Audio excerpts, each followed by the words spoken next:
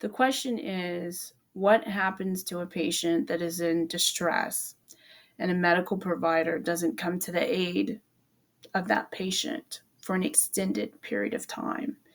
The day that I want to focus on today regarding my mother's medical treatment is January the 10th. We're going to start at 7:25 in the morning. I'm also going to reference an article that was published on March the 23rd of 2022, more on acute care. It's titled Early Warning System for Sepsis Saves Lives at the University of Missouri Healthcare. In the article, it indicates that 1 in 3 patients dies from sepsis in hospitals. And a side note, the E. coli is the number 2 form of bacteria that causes sepsis. And according to this article, every hour that sepsis goes untreated, it increases a patient's mortality risk by 4%. So what we know based on this article is that move to faster response started when the hospital system received an unacceptable star ratings, said Brian Bliven, CIO, University of Missouri Care. Teams looked at the metrics and drivers and then made changes. Sepsis was one. It was not alerting soon enough, Bliven said. Bliven worked with Tom Selva, CMIO for the University of Missouri, and Benjamin Wax, senior clinical informist at Cerner. They scored clinical indicators such as pulse rate, respiration rate, and put it into a scoring system called the National Early Warning Score, or NEWS, to determine whether physicians need to take a closer look at a patient, Silva said. It's not a new scoring system, but it wasn't originally developed for sepsis. What has made the difference in getting information in front of the staff through the EHR for a rapid response team, the Tiger team to be called? Currently, sepsis is usually detected earlier when there is a decline in health, Wax said. 9 lives were saved during the pilot from March through May 2019, and within months, 15 lives were saved, a number that has increased to 60 since the program became alive. It's important to know that the HIMSS Davies Award of Excellence showcases healthcare organizations that demonstrate globally innovative, thoughtful applications of information and technology to drive and redefine evidence-based practices so that others can learn, adapt, and improve population health and population outcomes. And so the University of Missouri won this award. Now, the next component that I think is important to point out is what we know to be true about the mortality rate when it comes to African American women. They're 3 times more likely to die giving birth. And what the more recent studies have indicated that social factors such as historical exposure to racial trauma, discrimination, and marginalization, systemic barriers such as systemic racism and implicit bias within the healthcare system. So I have had my own healthcare journey that ended positively because I'm still alive. But another component that I know to be true, as the medical care industry knows as well, is that there's also certain components as African Americans that simply our DNA make us more susceptible to immune system complications, and also our tissue. Our tissue is our biggest organ, and just because our tissue is more fibrous, if you think of it as an African American has tissue more similar to a skirt steak, there's marbling in it as opposed to other races where it's more like a filet mignon, which is smooth.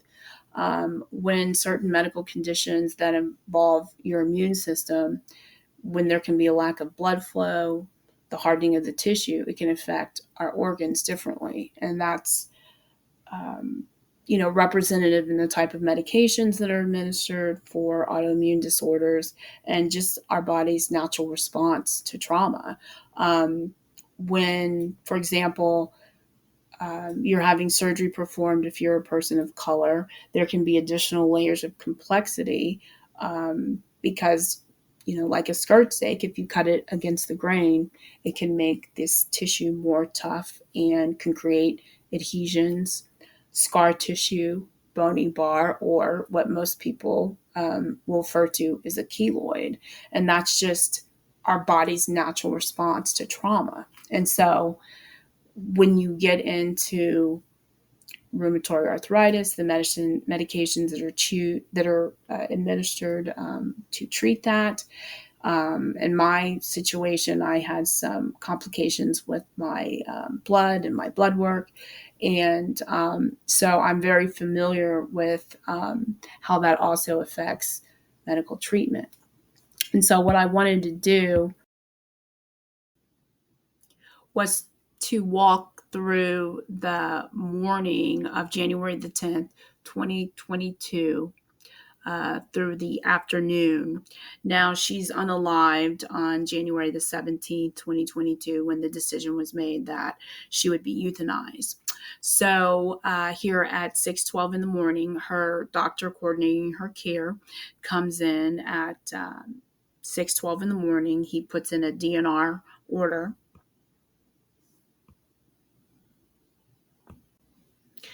And then at 7:25, there is a alert that's created in which they stat collect to do a CBC or auto differential.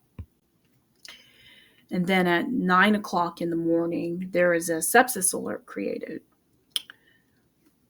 That's created by the system.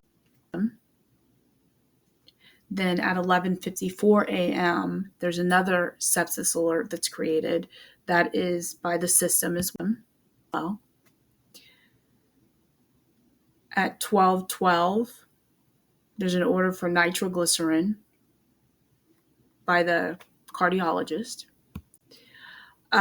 Here I have inserted the article.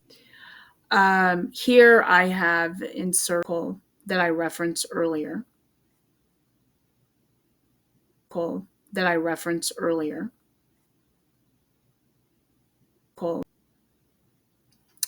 Now here we have January the 6th at 12:28 p.m.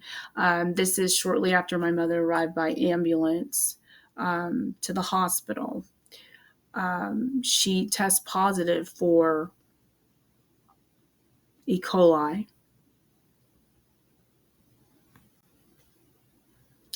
And then here we have, there was a correction on January the 8th for positive rods referencing the E. coli. Now, this is where I really wanted to focus when I said a patient's in distress and the period of time that there was a delay in her treatment. So at 8:15, the doctor that is coordinating her care instructs the nurse to page the cardiologist, Dr. Walter Coates. And when the nurse gets a hold of him, he says, call the other guy. That's Dr. Sanders. So that's at 8:15 that Dr. Schneider instructs the nurse. And that's based on a calcium value that was taken. And so at 9:30, he says, call Dr. Sanders. And so throughout that period of time, we have 11:54 here, which is there's a sepsis alert.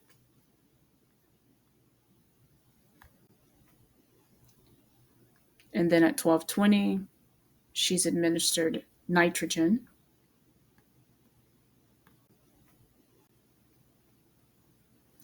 At 12:23, an X-ray is ordered.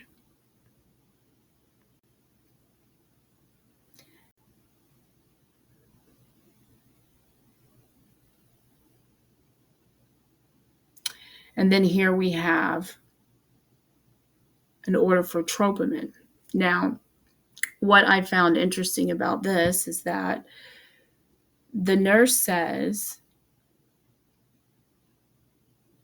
that they need to get a green tube drawn because the tropamine wasn't in the initial order. So this person's running interference to go and to quickly get this tube of blood to test for her tropamine. But when she goes to my mother's room, she says she's not there and says that she's in transit to get a CT. Well, of course, that's important because there is no order for a CT, nor is there a result for a CT.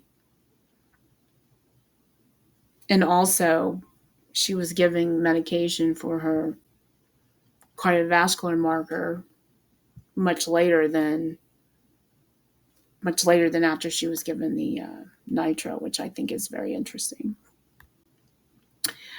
And then we're here much later. This is the injectable solution for the formamicide, which is noted to be static. I am closing out my first upload for today, which is August the 15th of 24. I wanted to just create the framework of understanding a patient that comes to the hospital via the ambulance. She tests positive for the second leading cause of sepsis, which is E. coli. What we know from the article published is that 1 in 3 patients die from sepsis, and every hour that it goes untreated, it increases a patient's mortality rate by 4%.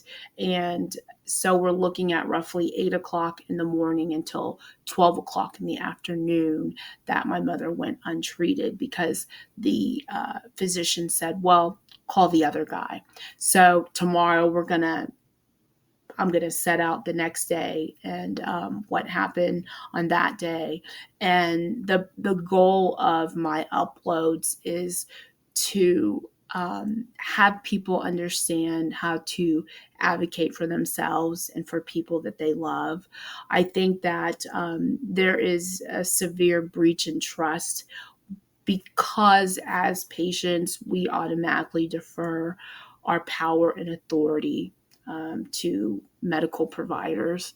And I hope that by doing these uploads and by trying to explain to people how it's possible for a patient to be in a hospital and in distress, and for a physician to say, hey, call the other guy, and how that affects the patient and ultimately ended her life.